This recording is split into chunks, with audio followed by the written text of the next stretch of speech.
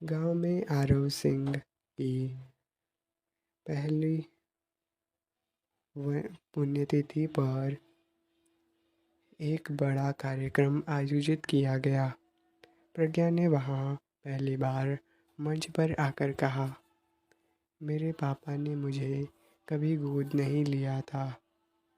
उन्होंने बस मुझे अपनी आत्मा से जोड़ लिया था। उन्होंने भाभी से प्रेम किया, पर कभी उनके स्पर्श से आगे नहीं बढ़े।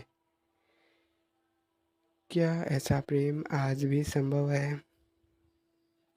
सारा गांव खड़ा होकर तालियां बजाने लगा। प्रज्ञा ने छाँव में तेरी परछाई भाग 2 नाम से एक नई किताब लिखी, जिसमें उसने दुनिया को बताया कि कैसे कोई रिश्ता, विवाह, नाम या सामाजिक विकृति से परे भी पवित्र हो सकता है। कुछ रिश्ते नाम पाते हैं, कुछ बदनाम होते हैं, मगर कुछ रिश्ते सिर्फ जीते हैं, जैसे छाँव जो हर धूप में हमारे साथ होती है, और परछाई जो चाहे कितनी लंबी हो जाए अपने मूल से जुड़ी रहती है। कुछ वर्षों बाद प्रज्ञा और आरवांश के जीवन में एक नव जीवन की दस्तक हुई। एक बेटा हुआ जिसका नाम उन्होंने रखा संवेद। संवेद यानी वह जो संवेदनाओं को समझता हो।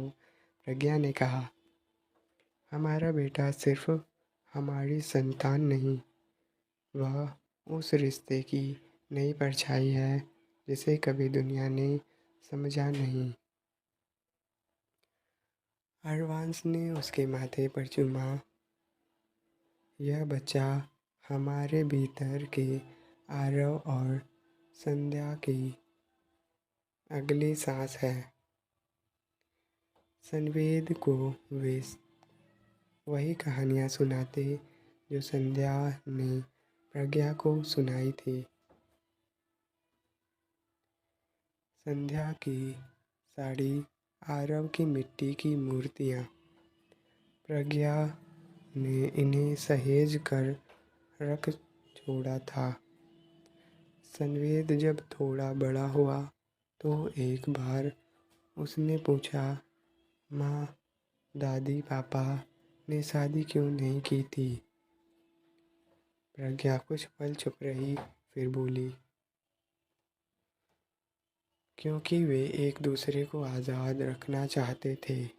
उन्होंने एक दूसरे को समझा, स्वीकार्य किया, और यही सच्चा प्रेम होता है बेटा।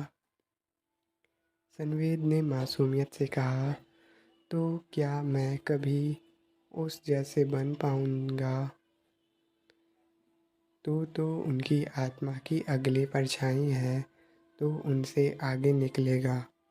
प्रज्ञा की दोनों किताबें अब भारत के कई विश्वविद्यालयों में इमोशनल एथिक्स के पाठ्यक्रम का हिस्सा बन चुकी थी।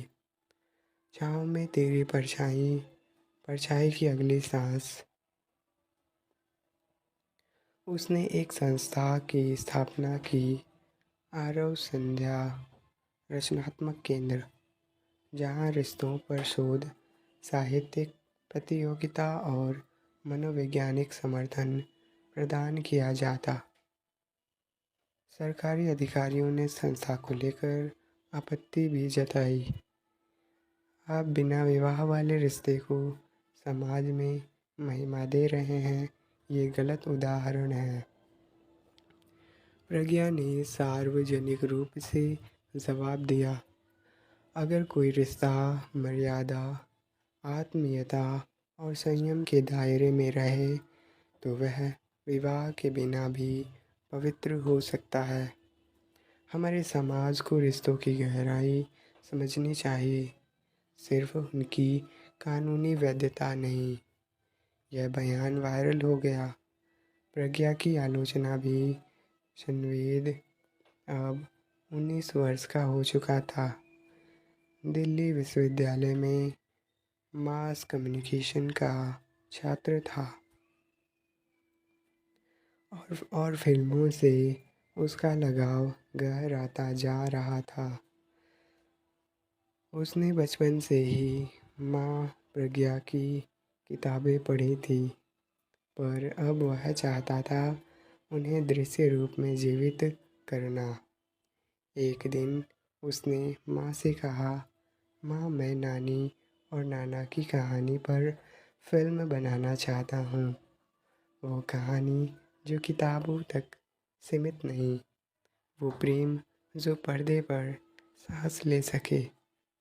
प्रज्ञा एक पल चुप रही, फिर बोली, अगर तुम उनका प्रेम समझते हो तो उसे बेचने नहीं, उसमें साहस भरने की कोशिश करना बेटा।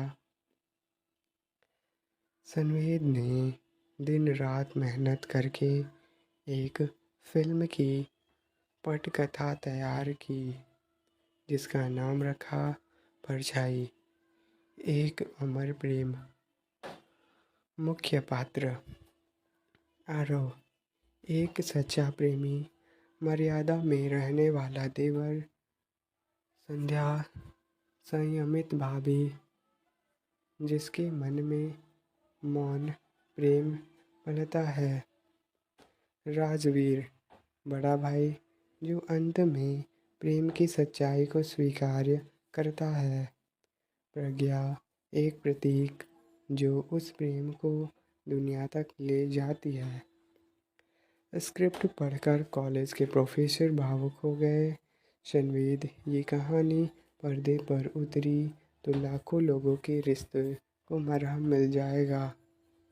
सनवेद जब प्रोडक्शन हाउस लेकर गया तो जवाब मिला, देवर भाभी की प्रेम कथा। समाज इसे पचा नहीं पाएगा, न दर्शक मिलेगा न मार्केट। कोई हीरो ये रोल नहीं करेगा, बदनामी होगी। पर सनवेद रुका नहीं।